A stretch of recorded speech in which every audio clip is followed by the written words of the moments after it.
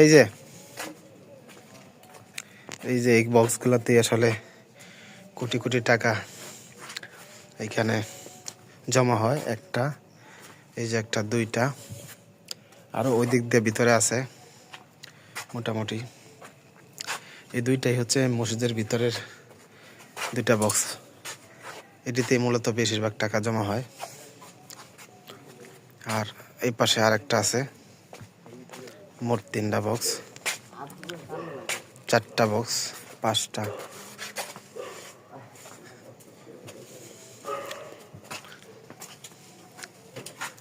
প্রত্যেকটাতে দিবেন?